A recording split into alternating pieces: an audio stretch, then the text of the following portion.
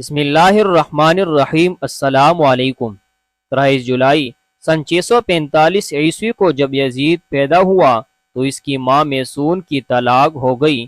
میسون اپنے بیٹے یزید کو لے کر اپنے قبیلے کلبیہ چلی گئی۔ کلبیہ قبیلہ ابھی نیا مسلمان ہوا تھا، جس وجہ سے ان کے رسم و رواج اور رہن سہن ابھی بالکل عیسائیوں جیسے تھا۔ چنانچہ اسی عیسائیت کے ماحول میں یزید کی پرورش ہوئی۔ یزید بچپن سے ہی بندروں کو پال کر ان سے کھیلا کرتا۔ جب بڑا ہوا تو اس نے شراب پینا، شطرنج اور بے حیائی کے کاموں میں بھرپور حصہ لیا۔ آج کی ویڈیو میں ہم یزید کی بدترین اور عبرتناک موت کا ذکر کریں گے۔ پیارے دوستو، انتہائی مخالفت کے باوجود بھی یزید 60 ہجری کو تخت نشین ہو گیا۔ تخت پر بیٹھے ہی یزید نے مدینہ کے گورنر عتبہ کو خط لکھا کہ عبداللہ بن زبیر، عبد الرحمن بن ابی بکر، عبداللہ بن عمر اور سیدنا امام حسین رضی اللہ تعالیٰ عنہ سے میری بیعت لی جائے۔ جب ان سب نے یزید کی بیعت کرنے سے انکار کیا تو یزید نے دوسرا خط یہ لکھا کہ نواسۂ رسول سیدنا امام حسین رضی اللہ تعالیٰ عنہ سے زبردستی بیعت لی جائے۔ اس لیے گورنر مدینہ حضرت امام حسین رضی اللہ تعالیٰ عنہ کے پاس آیا۔ اس نے کہا کہ یزید نے مجھے آپ سے زبردستی بیعت لینے کو کہا ہے۔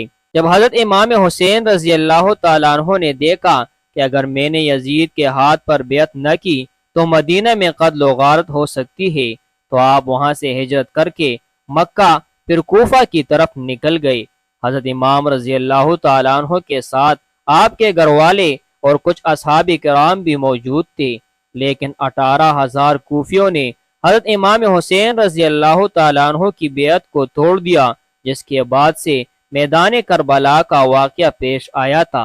میدان کربلا کا واقعہ ہی یزید کا سب سے بڑا گناہ مانا جاتا ہے۔ جب یزید کو پتہ چلا کہ حضرت امام حسین رضی اللہ تعالیٰ عنہ کوفہ کی طرف آ رہے ہیں تو یزید نے عبداللہ بن زیاد جیسے سخت دل گورنر کو کوفہ میں مقرر کر دیا۔ ان کو یزید نے کہا تھا کہ حضرت امام حسین سے بیعت لو، اگر وہ میری ہاتھ پر بیعت نہیں کرتا تو ان سے جنگ کرو۔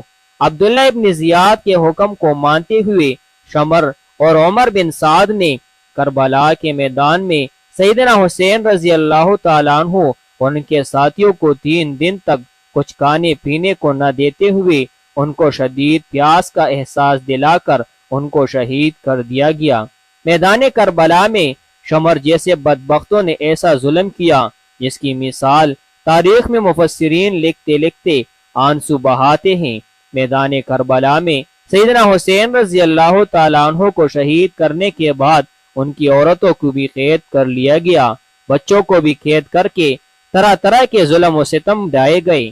جب سیدنا حسین رضی اللہ تعالیٰ عنہ کا سر مبارک یزید بدبخت کے سامنے لایا گیا تو اس کمینے نے آپ کے سر مبارک کی بہت ہی توہین کی۔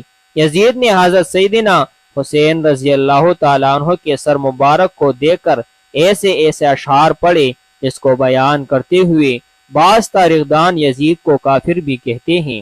آخر کیا وجہ تھی کہ یزید نے عبیداللہ ابن زیاد، شمر اور عمر بن سعد کو اہل بیت کو شہید کرنے کی سزا کیوں نہ دی گئی؟ کیوں کربلا کے بعد بھی یزید کی موت تک عبیداللہ ابن زیاد کوفہ اور بصرہ پر یزید کی طرف سے حکمران رہا؟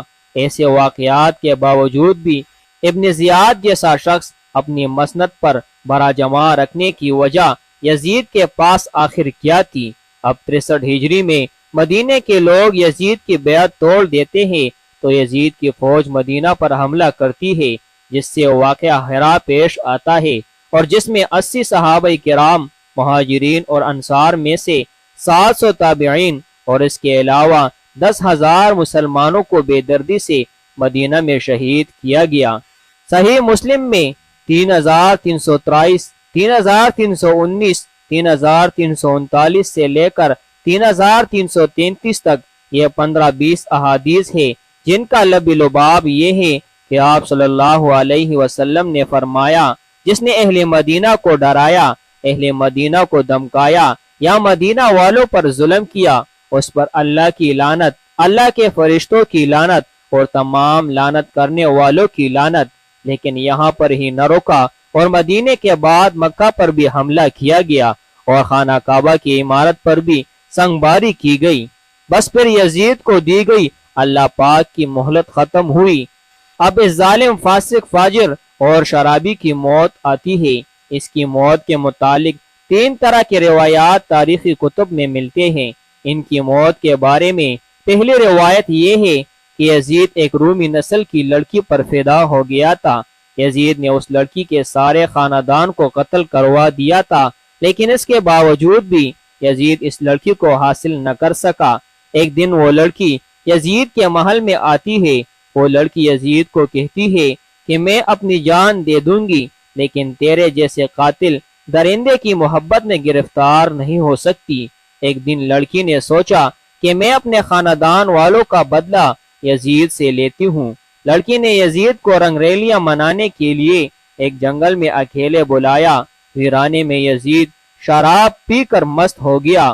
وہ لڑکی نیم عریاں لباس پہن کر یزید کے سامنے بیٹھ گئی اور وہ شراب پیتا رہا۔ جب لڑکی نے دیکھا کہ یزید شراب میں چور ہو چکا ہے تو اس کو بستر پر لے آئی اور پھر مستیاں کرتے کرتے یزید کی گردن کاٹ دی۔ پھر وہ لڑکی وہاں سے غائب ہو گئی۔ کئی دن تک یزید کی لاش جنگل میں ہی پڑی رہی۔ یزید کی لاش کو چیل اور کووں نے نوچ نوچ کر برا حال کر دیا تھا۔ جب یزیدی فوج کو یزید کی لاش کا علم ہوا تو انہوں نے اس کی لاش کو دفنا دیا۔ دوسری روایات اس طرح بیان کی گئی ہے کہ 64 ہجری کو یزید کو ایک بہت ہی خطرناک بیماری لگ گئی تھی، جس کی وجہ سے اس کی آنتیں جل کر سکڑ گئی تھی۔ وہ مچھلی کی طرح تڑپتا تھا، جس طرح مچھلی پانی سے دور ہو کر تڑپتی ہے۔ یزید کو بہت ہی پیاس لگتی ہے۔ وہ پانی کا گھونٹ اپنے منہ میں ڈالتا تھا، لیکن پانی اس کے گلے سے اندر نہیں جاتا تھا۔ اس طرح یزید 3 دن تک تڑپ تڑپ کر موت کی نیند سو گیا۔ یزید کے موت کے بارے میں جو تیسری روایت ہے وہ کچھ یوں ہے کہ یزید بندر پالنے کا بہت ہی شوقین تھا۔ ایک دن یزید نے ایک بندر کو وحشی خچر پر بٹھایا تھا۔ خچر بہت ہی تیز تھا۔ یزید نے بندر کو خچر پر بٹھا کر خود اس کے پیچھے خچر لگا دیا تھا۔ جب خچر جنگل میں پہنچ گیا، اس کے پیچھے پیچھے یزید کا گھوڑا بھی بھاگ رہا تھا۔ گھوڑے نے حضرت امام حسین کے قاتل کو نیچے زمین پر دے مارا۔ یزید کا سر ایک پتھر کے ساتھ لگ گیا۔ یزید کا پاؤں گھوڑے کی رکاب میں ہی پھنس کر رہ گیا تھا۔ گھوڑا بھاگتا رہا۔ یزید جنگل میں درختوں اور پتھروں سے ٹکراتا ہے، جس کی وجہ سے یزید کا جسم کٹنے لگا۔ جب یزید کی لاش کو لوگوں نے دیکھا تو وہ کہنے لگے کہ سیدنا حسین کو شہید کرنے کی یہی سزا ہوتی ہے۔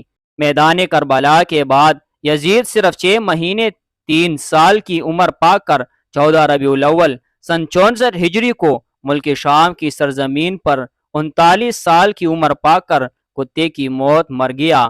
آج بھی اس کمینے پر عرش فرش والے لعنت بیچتے ہیں۔ اس کی قبر دمشق میں عبرت کا نشان بنی ہوئی ہے۔ اللہ تعالیٰ سے دعا ہے کہ وہ ہمیں آل محمد صلی اللہ علیہ وسلم سے محبت کرنے والا اور آل پاک کی صحیح طریقے سے غلامی کرنے والا بنا دے۔ آمین۔